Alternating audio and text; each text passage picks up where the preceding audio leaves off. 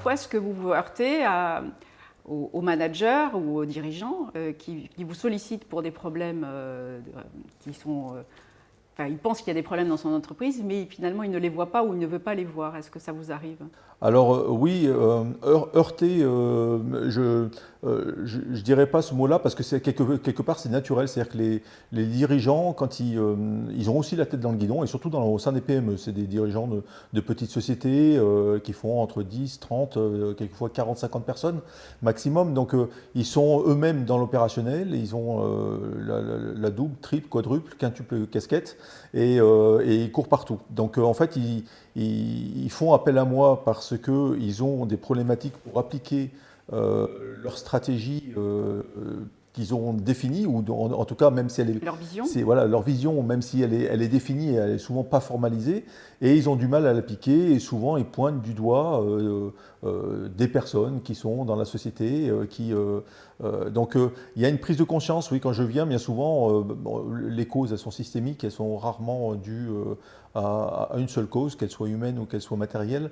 Et en fait, oui, il y a ce réveil de conscience quand je viens, où il y a des dirigeants qui sont très clairvoyants et qui connaissent ce problème et qui font appel à moi parce que, d'un point de vue... Ils ont besoin d'aide. Ils ont besoin d'aide en termes de temps, en termes de méthodologie, pour amener auprès de leurs équipes. Ils n'ont pas le temps, il faut qu'ils s'occupent du commercial, des finances. Voilà, donc il y a plein de choses à faire. Donc ils font appel à un consultant pour les aider temporairement, pour faire monter en compétence leurs équipes là-dedans. Donc eux, ils sont très conscients de la situation et ils jouent très bien le jeu.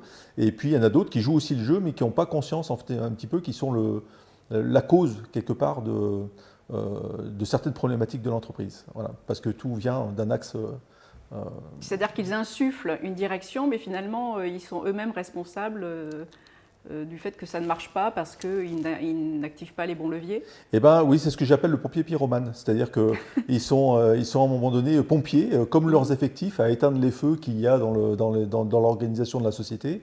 Et de temps en temps, ça arrive que je tombe sur un dirigeant qui est pompier pyromane et qui ne s'en aperçoit pas. Il ne s'aperçoit pas que c'est lui aussi qui allume les feux, qu'il va falloir qu'il éteigne un peu plus tard.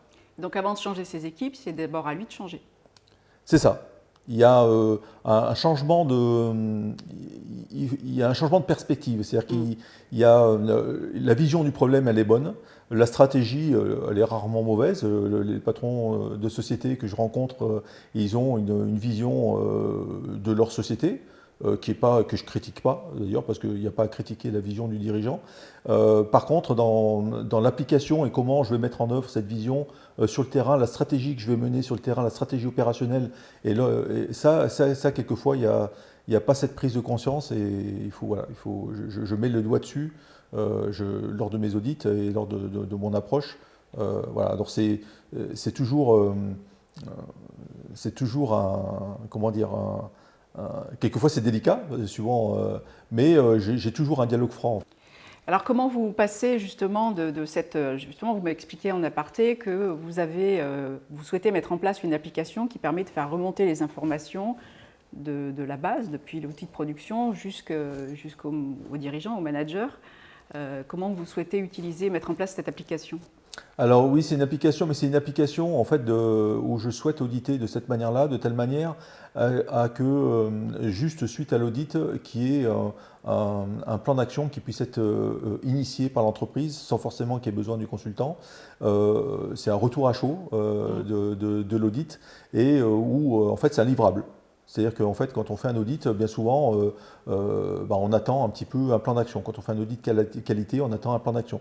Dans le Lean, c'est un peu pareil. Donc voilà, je voudrais faire cet audit organisationnel, d'accord. Et puis, dans l'organisation, il y a plusieurs points particuliers à travailler et de sorte pouvoir que le client puisse repartir avec un plan d'action à la fin de l'audit. Alors comment vous fonctionnez vis-à-vis de vos clients? Vous êtes derrière eux à faire des points d'appel régulièrement pour savoir s'ils ont réussi à mettre en place des actions au regard de ces remontées d'informations, ou comment vous fonctionnez avec vos clients? Alors, je m'adapte. En dehors de la formation voilà. et du conseil, parce que vous pouvez donner des conseils, mais derrière, ce n'est pas le tout de donner des conseils, c'est est-ce qu'ils ont été utiles et comment ils sont mis en place, et est-ce que les personnes arrivent à les mettre en place ou quelles sont les difficultés auxquelles elles se heurtent? Eh ben, c'est une partie du travail effectivement du consultant, c'est de pouvoir battre la mesure. En fait, quand on se retrouve derrière un plan d'action, les sociétés, on est sur du travail de fond. Ils ont vite fait de retrouver l'opérationnel et le travail de fond, un petit peu de l'oublier. Voilà. Voilà. Donc moi, je suis là pour un peu remettre au-dessus de la pile le travail de fond qui doit être fait, parce que tout le monde en a conscience.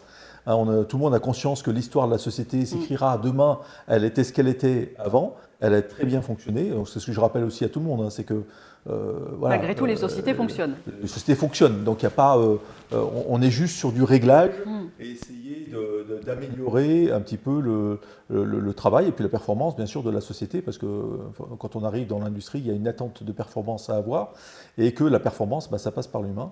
Et donc, oui, il y a besoin de battre cette mesure et voilà. Donc, ça fonctionne par des rendez-vous réguliers dans l'entreprise, mais entre chaque rendez-vous, bien sûr, il y a un travail, ce que j'appelle en back-office, hein, où je travaille chez moi pour. J'essaye, c'est un peu cette vision que j'ai du conseil, où je me dis, il faut un peu mouiller la chemise, il ne faut pas juste être rapporteur de plan d'action et être yak à faucon. C'est-à-dire qu'à un moment donné, il faut un peu mouiller la chemise, mettre la main à la pâte et aider dans les analyses, dans les prises de décision, dans les actions et affiner. Et pour ça, il y a besoin de rendez-vous aussi téléphoniques entre chaque. C'est des rendez-vous téléphoniques ou des rendez-vous en présentiel? Comment vous fonctionnez? Alors les deux. Les deux, c'est-à-dire qu'il y a du présentiel et où là, j'ai un calendrier que l'on définit dès le départ du projet avec mon client. On définit d'un calendrier sur l'année et donc tous les rendez-vous sont calés. Et puis entre chaque rendez-vous, alors c'est pareil, je m'adapte et c'est au besoin. Il y a certaines actions qui vont se faire d'elles-mêmes et il n'y a pas forcément besoin de les coacher. Et en fonction du manager qui est derrière, de prendre en main l'outil, de sa volonté de prendre en main l'outil, il y a des managers qui prennent en main l'outil tout de suite. Et c'est eux qui font la démarche de m'appeler s'ils ont des questions, ou alors s'ils ont pris la formation vraiment à cœur et qu'ils savent tout de suite faire, ils me posent des questions qu'au prochain rendez-vous. Et puis il y a des sociétés, il y a besoin d'avoir des petits rendez-vous téléphoniques entre chaque pour voir un petit peu comment ça se passe, l'avancement, les problématiques. Et des rappels aussi, dire petit coup de pied au... Oui, il y a des rappels. Je suis là pour ça aussi. En toute bienveillance. Voilà, ça se fait toujours en toute bienveillance. Oui, bien sûr, bien, parce que je ne suis pas là. Moi, je dis quand il y a un projet qui se met en place dans une entreprise comme ça doit être positif. Il ne doit pas y avoir du négatif. Ça doit être positif. Alors bien sûr, on n'est pas dans le monde des bisounours, comme je le dis souvent, mais voilà, il faut du positif. Il faut que les gens puissent aborder leurs problèmes d'une manière sereine. Mais voilà, l'humain est l'humain. Et que l'opérationnel est là. Donc il faut que de temps en temps, je fais un petit peu le fait de remonter le bout de mon nez via ces petits coups de fil et puis ces rendez-vous. Voilà, ça permet de refaire prendre conscience. Et si jamais vraiment ça avance pas, voilà, donc là je mets une alerte auprès du dirigeant. Et bon, il n'y a pas lieu que je vienne si les actions n'avancent pas. Mais j'ai jamais eu ce cas-là. Ça avance. Par rapport à ça, justement, est-ce que vous disiez que vous souhaitiez que les entreprises gagnent en autonomie, s'autonomisent, que votre but, ce n'est pas de les garder sous perfusion, d'avoir juste quelqu'un qui est là pour faire le gendarme ou alerter. Comment vous arrivez à mettre ça en place pour que justement elles gagnent le plus possible en autonomie et qu'elles soient pas justement maintenues sous perfusion de vos services ou de votre aide? C'est tout simplement en les laissant faire. C'est-à-dire que je sois là juste en support et que au départ je mouille la chemise et petit à petit, voilà, il faut qu'ils arrivent à prendre les clés. Je leur donne des clés et il faut qu'ils prennent les clés et qu'ils ouvrent eux-mêmes les portes. Et moi je les engage, y compris le dirigeant, à aussi donner ces clés à leurs employés et à leurs collaborateurs. Voilà. Les gens qui sont derrière leur poste ne sont pas des numéros. Il y a une histoire d'humanisation du travail qui est vraiment à travailler dans la société de notre époque. Et l'idée, voilà, c'est de rendre autonomes les gens. C'est que les gens ceux qui sont derrière leur poste ont tous cette volonté d'améliorer les choses. Alors il y a un changement de paradigme à opérer. C'est pas toujours simple, même dans le milieu opérationnel. Donc même si les personnes qui sont derrière leur poste veulent améliorer les choses, bien souvent elles s'en sont je dirais pas incapables, parce qu'elles sont capables de le faire, mais pas la volonté, parce qu'il y a un paradigme hiérarchique qui existe depuis la nuit des temps chez nous, industriels, qui est en train de changer d'ailleurs avec les jeunes maintenant qui viennent sur le marché de l'emploi. Et donc je trouve ça très bien, et c'est pour moi la démarche, la marche à suivre, c'est celle-ci. C'est donner les clés aux gens sur la résolution de problèmes qu'il y a dans la société. Donc mon premier objectif, c'est ça, c'est de pouvoir se leur donner. S'ils ont compris ça, eux-mêmes vont transmettre ça. Il faut bien sûr que ça vienne du dirigeant, que on soit en phase avec la direction sur cette vision-là. Et à partir du moment où tout le monde est d'accord, bah, il n'y a pas de souci, quoi. Ça fonctionne. Et quand ça fonctionne, et ben, je m'éloigne de plus en plus. Donc on espace les rendez-vous. Plus on s'approche de la fin du projet, soit on espace les rendez-vous. Si j'arrive pas à espacer les rendez-vous, bah, effectivement, ça veut dire que l'équipe est peut-être pas prête encore et que la maturité, en fait, il faut encore qu'elle soit. Il faut encore la travailler. Donc soit les managers ou la direction est capable de la travailler toute seule, auquel cas très bien. Donc si j'arrive à au moins donner à la direction ses clés et aux managers, ça va.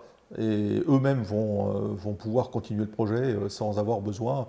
Et moi, plus vite je suis parti finalement, et plus mon projet est réussi. Quand vous arrivez dans une entreprise, on vous regarde comment? Comme un gendarme, comme quelqu'un qui va être là pour s'assurer du bon fonctionnement? Enfin, comment vous êtes perçu? Enfin, vous avez une notion de comment... Alors c'est une bonne question, mais je pense que je suis perçu comme le dirigeant de l'entreprise m'a présenté avant. Ah. Voilà. Donc en fait, si le dirigeant m'a présenté en disant voilà, on a un problème dans notre société, je suis appelé un consultant parce qu'il faut les résoudre, bah, voilà, les gens vont me regarder un petit peu de loin, d'accord. En gros, c'est lui le Messie.